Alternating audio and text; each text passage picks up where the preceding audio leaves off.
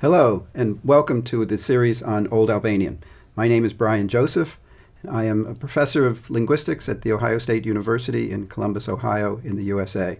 I'm a historical linguist. I work primarily on the history of Greek and the history of Albanian and the languages of the Balkans and their interrelationships among them. And how about you? My name is Michie Vaan. I teach historical linguistics at the University of Lausanne and at other Swiss universities. And Albanian is among my favorite languages. Mine too. Together we will lead you through the fascinating world of Albanian linguistics with a focus on Old Albanian. I will now leave the floor to you, Michie. Thank you, Brian. In this video, we will give you a general introduction to the external history of the Albanian language. Let's start by having a look at the roadmap. We will first discuss the modern-day spread of Albanian. Going back in time, we will then look at Albanian in the Middle Ages and Albanian in antiquity. We will look at the two different names that exist for the country, Albania and Shqipëria, and draw some conclusions. First, on the modern spread of Albanian. Modern Standard Albanian is the official language in the Republic of Albania and in Kosovo. It is also one of the two official languages in the Republic of North Macedonia. Older Albanophone communities are found in the direct vicinity of Albania and Kosovo, such as Greece, southern Italy, Montenegro, Serbia and Croatia, as well as in Bulgaria, Ukraine, Turkey and Romania. More recently formed diaspora communities can be found in Italy, Greece, Germany, Switzerland, Austria, the UK, the US, and in many other countries. Let's have a look at the map of the modern spread of Albanian. This map shows the main areas in southern Europe where Albanian is or was spoken before 1900. The different colors indicate different dialect groups, which will not concern us now. As you can see, Albania takes up all of Albania and of Kosovo, and the northwestern part of North Macedonia. Furthermore, Albanian dialects were spoken in central Greece, and a larger number of Albanian-speaking villages still exists in southern Italy.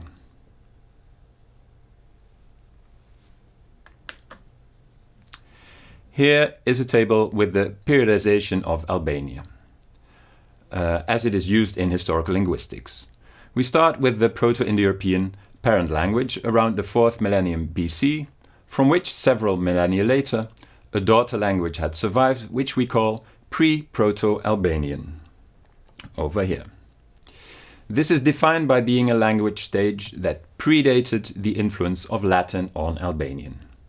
This Latin influence is rendered by the arrow entering our tree from the left, over here.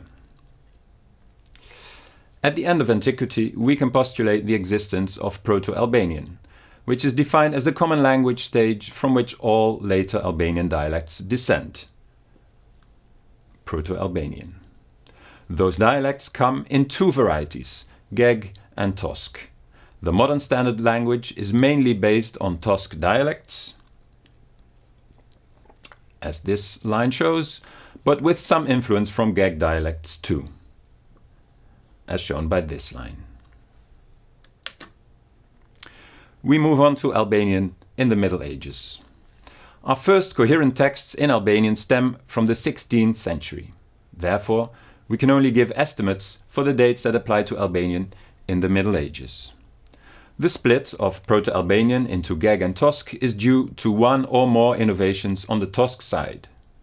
During part of the Middle Ages, Albanian was also in linguistic contact with South Slavic languages, beginning with the Slavic invasions of the Balkans after 600.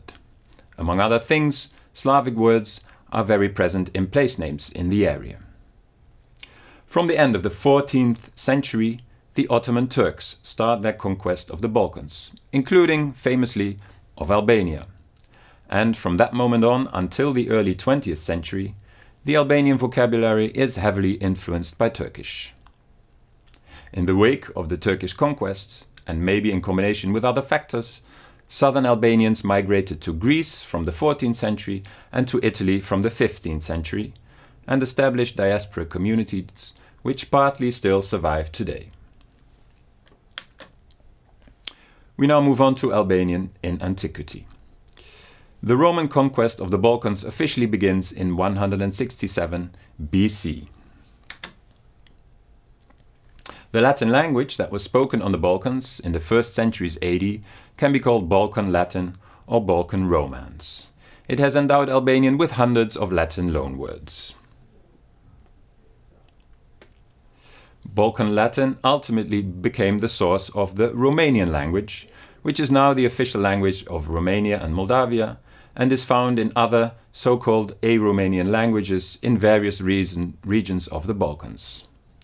And it has become the source of Dalmatian Romance, spoken along the coast of the Adriatic Sea, which died out in the 20th century.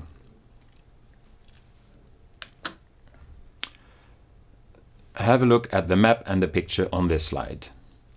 The heavy influence of Latin on Proto-Albanian has its implications for the question where the latter was spoken in antiquity. In 1911, the Czech scholar Konstantin Jireček established an isogloss between the main areas in which either Latin or Greek were used as the main languages in local inscriptions, and hence where Latin or Greek may be regarded as the main contact languages for indigenous languages such as Proto-Albanian. There is no guarantee that the yellow line on the map, this one here, really corresponded to a language border on the ground, but still chances are that Proto-Albanian was mainly located north of Jireček's isogloss. Now we turn to the Romanian question. As we will see in another video, there are specific similarities in the lexicon of Albanian and Romanian that suggest that during the Roman era, or not long after it, the Proto-Albanians lived next to or among the Latin speakers that gave birth to Romanian. The shaded oval on the map, this one here, which roughly covers the area of modern Kosovo, is a good candidate for the location of the Proto-Romanian homeland in the 6th to 9th centuries. This means that Proto-Albanian too may have been spoken in or close to this area at the time. Now we have a map of the pre-Roman Balkan languages. This map gives you the approximate location of several Balkan languages spoken in the area before Hellenistic Greek and Latin became widespread. In northern Albania and part of Dalmatia, the Illyrians were located. In present-day Romania, we find the Dacians, and in modern Bulgaria, the Thracians. The Greek peninsula, of course, spoke Greek. Finally, in the southeastern tip of Italy, modern-day Salento, the Messapic language was spoken. Over here. Linguistically, none of these languages can be claimed to have been the ancestor of Albanian. Greek, of course, we know all too well. And in the case of the other languages, we simply do not know what their grammar or vocabulary was. I will now leave the stage to my colleague Brian Joseph for the rest of this presentation. Thank you, Michiel. Let me start by discussing some ways in which Albanian seems somewhat exotic within the field of Indo-European studies. First, there is its rather late attestation.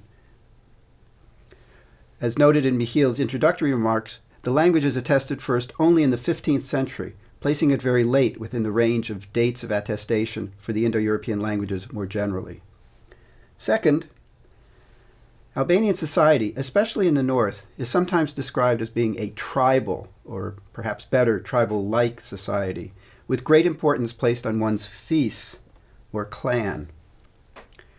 Also, much of Albanian behavior, again, especially in the north, has been governed for centuries by a code of law known as the kanun that regulates ways in which people interact with one another, including the treatment of guests, the way one treats other people's property, and so on.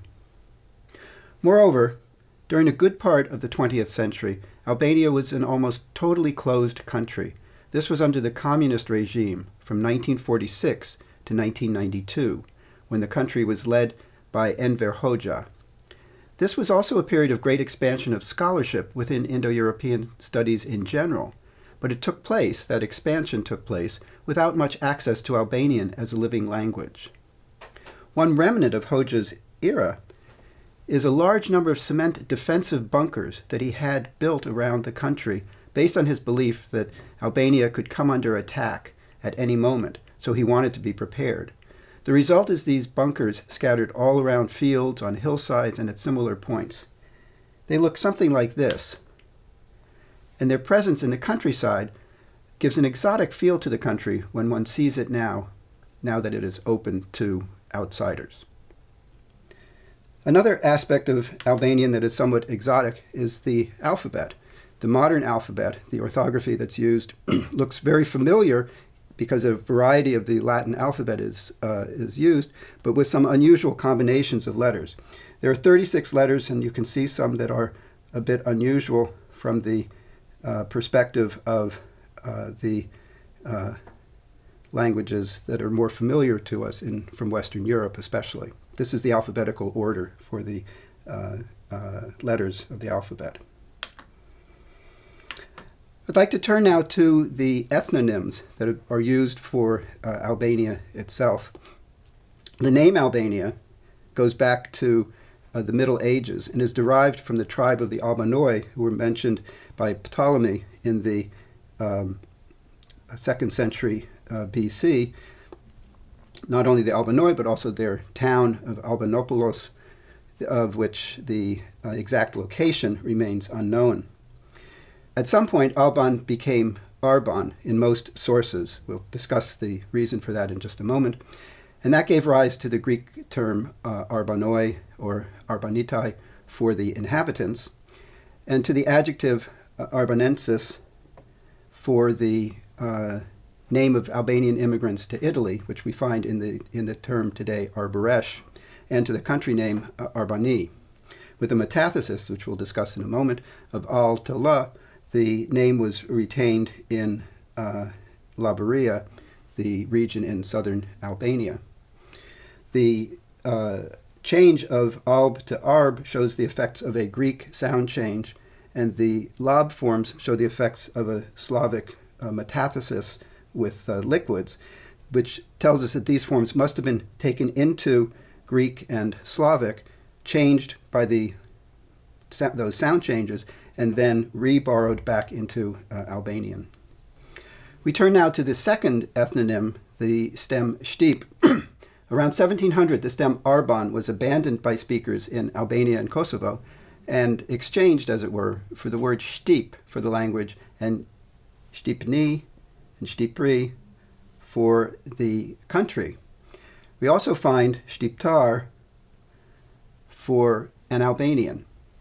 Now, the word shtip originally meant clearly, or loud and clear. This means that the word shtip had shifted its meaning from clearly to understandable, and that the Albanians more or less called themselves we who speak understandably, we who speak clearly. This kind of naming for a language is usually given in a situation of contrast with speakers of other languages, in this case, for instance, Greek, Italian, or Turkish. This table shows the meaning of some of the early attested forms of the word shtip in different Old Albanian authors. And the shift to the meaning Albanian took place in the after 1685, as we see here. Note that the meaning civilized in Dalece's dictionary from 1702 is a specialization of the earlier meaning clear. This first attestation comes in 1555 in Buzuku's book, the Meshari. It instructs the priest to recite the Our Father prayer loud and clear. Embas andai thuo prift paternoster ci vien me thashen shtip, with clearly, loud and clear, as the adverb modifying how he is to say it.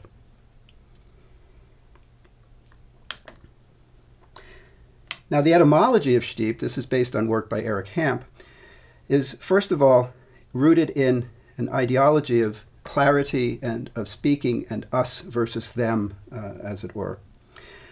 It's an adverb, but interestingly, it never has the adverbial suffix isht. It's never shtipisht. It's only, like other languages such as Anglisht or Turchisht, it's always shtip. There are derivatives that show the meaning of clearly and rather straightforwardly. For instance, shtipoi, to say clearly, and shtiptoi, to enunciate. The ultimate source is a Latin form excipare, which is a derivative of excipere, to pull or tease out. So it originally meant to take out meaning, and we can compare the English word gather as which means understand, but has the sense of taking in. There may have been influence from other Latin words such as explicare, to explicate, or excerptum, extract, as in an extract from a text.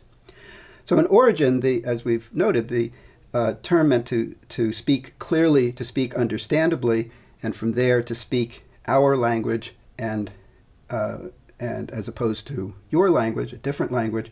And so in essence, it's an ethno-linguistic label.